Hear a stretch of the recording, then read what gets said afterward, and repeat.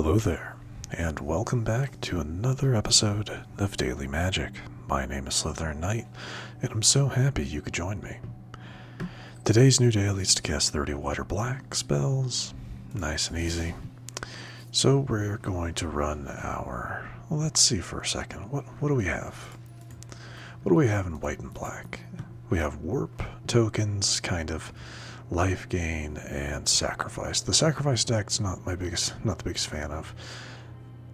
Well, let's look at it real quick. It's been a moment. Yeah, let's do this. Let's give this one a try. Today. It feels like it's been a little bit. So just to go over it briefly, obviously Sephiroth is a main point for this deck. Allows you to sacrifice things whenever he enters or attacks, which then triggers his ability. If you can get 4 things to be sacrificed in one turn, Sephiroth then transforms into one-winged angel, where you just get a what is it called? An emblem? Yeah. You get an emblem with whenever a creature dies. You get the emblem for Sephiroth's main ability.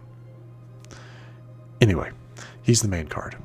To kind of go along with that, we also have things like Starscape Cleric and Vengeful Bloodwitch, which both, this one does, whenever you gain life, opponent loses 1 life, and this one, whenever this creature or another creature you control dies, target opponent loses 1 life, you gain 1 life, triggering that.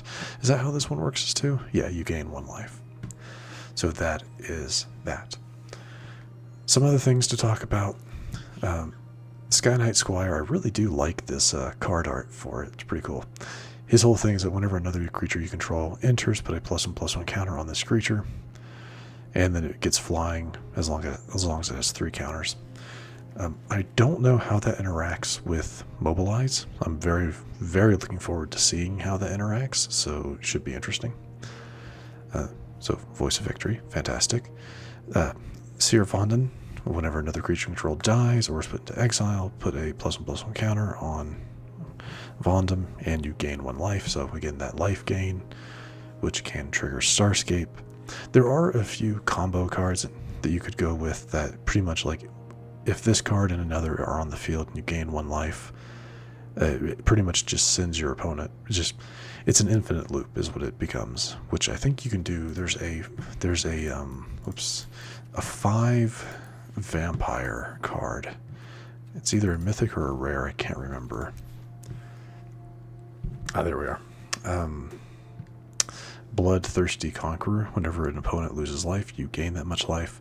So that triggers with Starscape Cleric, where they create a feedback loop. To the point where I almost want to add that. Yeah, to the point where I almost want to add that. Something I'll have to think about. But anyway, other than that, we do have Raise the Past to pull back all of our kind of lower cost creatures. Sothera, the Supervoid. Each opponent chooses to create. Whenever something you control dies, your opponent has to exile something they control, which is very, very nice. And then Tragic Trajectory for some early removal. Shelter by Ghost for more removal. You get the idea. Banishing Light for more removal.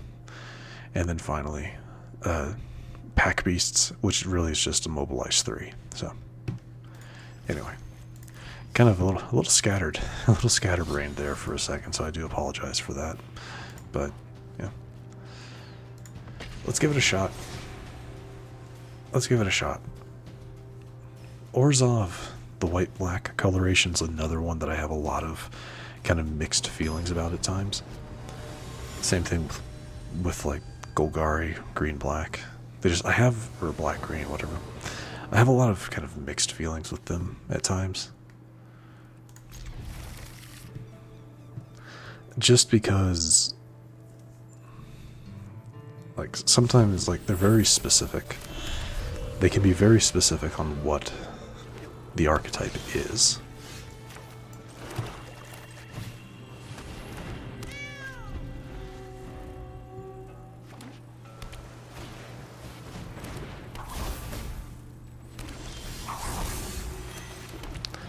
We're going to go ahead and go with Packbeasts.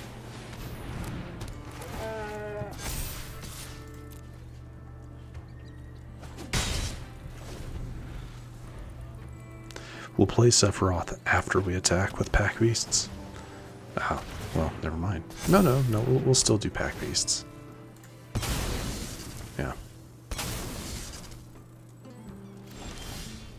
Ooh, that's kind of nice.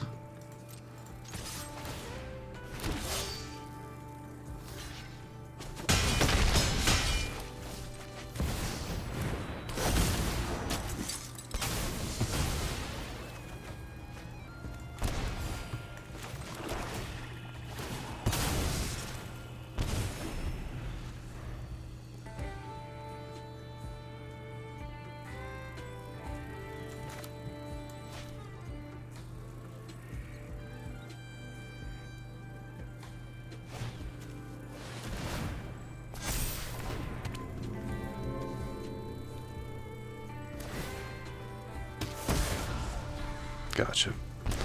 Going that route. Gotcha.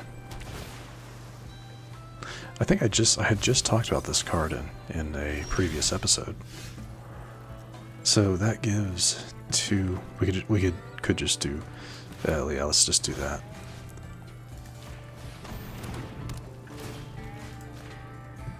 Yep. And you.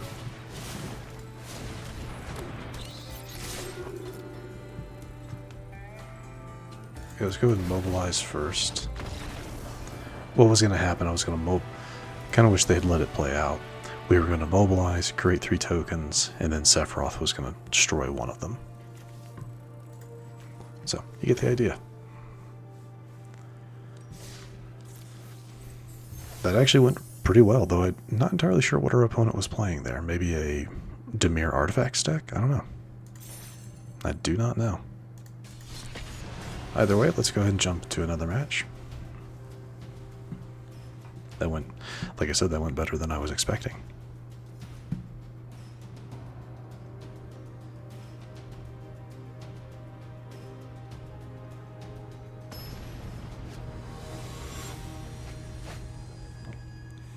Excuse me. All right.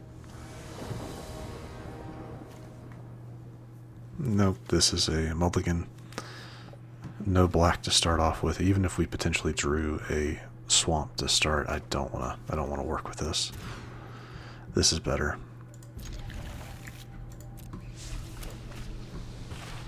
Yeah, this is much better. Starting town, okay. Means if they want to play anything with any color, they gotta take some damage. Cecil, I hate you.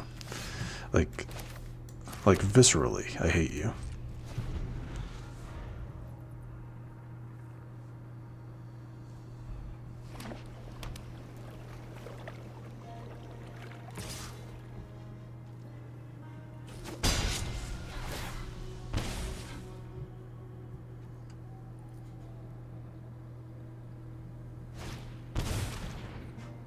All I can get rid of is Tragic Trajectory, which I can't really use on you anyway. So, not that big a deal. Sad thing is they most likely have some form of removal, so I don't expect Skyknight Squire to survive very long. I mean, it could. I don't know, it could, but nope. There it goes, either back to my hand or just gone outright.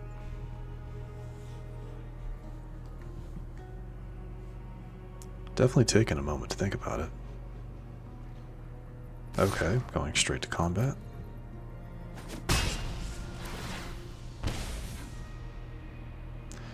Here it is, right?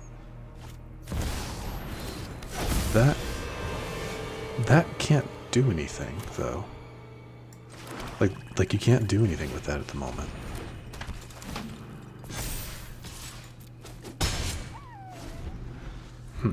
Yeah, because there's nothing in exile. So is that what their deck is? Something to do more with exiling cards?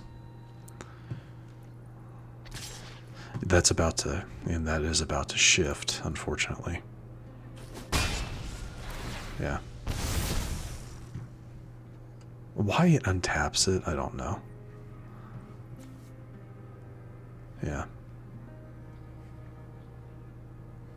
If I could get some removal to get rid of Cecil Redeemed Paladin, that would be fantastic. Like a Banishing Light, I think would be perfect if I could get that. Raise the Past, that's not what I was hoping for. Not what I was hoping for at all. Alright, well, let's go ahead and do... Yeah, let's go ahead and do this.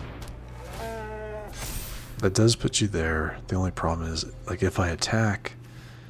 Yeah, no. I don't want them getting, 4 additional life and then losing my Voice of Victory. Though, sadly, it probably doesn't matter that much.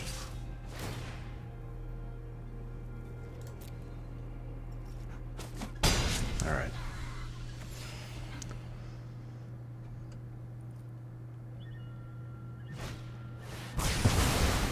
That's fine.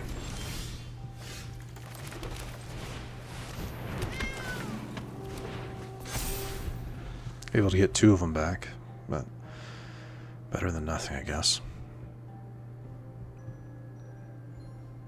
Yeah, I'm stuck at the moment. I need something to get rid of Cecil. Because Ketramos can't do anything until it has, what, 7? Yeah, 7 or more cards in exile. So I'm just I'm stuck at the moment. Because I don't want to lose anything I have, but let me just split up. Yeah, that'll do it for us. I'll go ahead and play this, and then just go ahead and concede. 2 split ups, and the problem here is Ketramos has Indestructible, so split up can't do anything because it's a destroy all, tapped or untapped. So an Indestructible protects it from that. Yeah, unfortunate.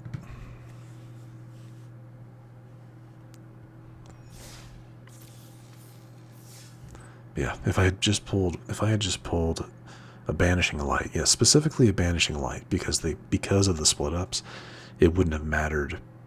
The ward, like the ward 2 that Shelter by Ghost gives, wouldn't have mattered. So a Banishing Light would have been perfect, but it just wasn't in the cards that time, unfortunately.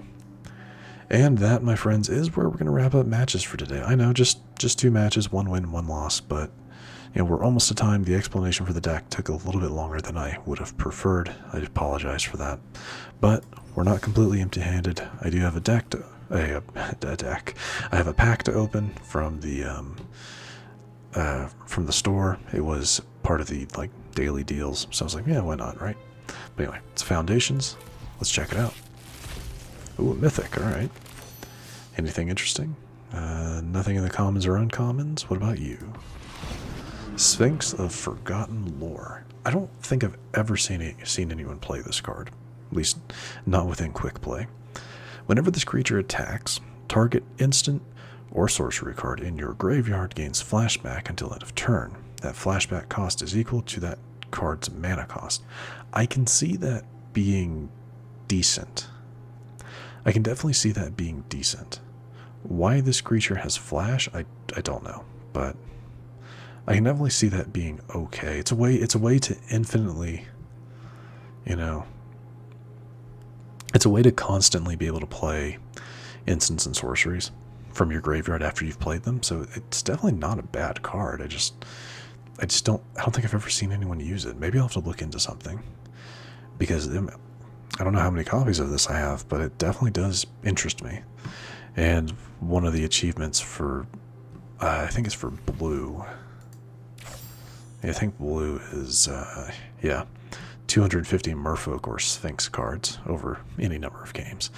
Merfolk just haven't been good. I hate to say that, but they really haven't been good since the achievement system released. And Sphinx cards, there are not a whole lot of them to my understanding. But anyway, enough of my rambling. This is where we're going to wrap things up for today. So if you enjoyed this episode, which I do sincerely hope you did, please feel free to hit that thumbs up button down below. And if you happen to be new to the channel, hello, welcome, and please do consider subscribing. And to stay up to date for whenever new content is released, don't forget to hit that bell icon after you subscribe. But other than that, thank you so much for watching. I really do appreciate it. And I will see you all next time.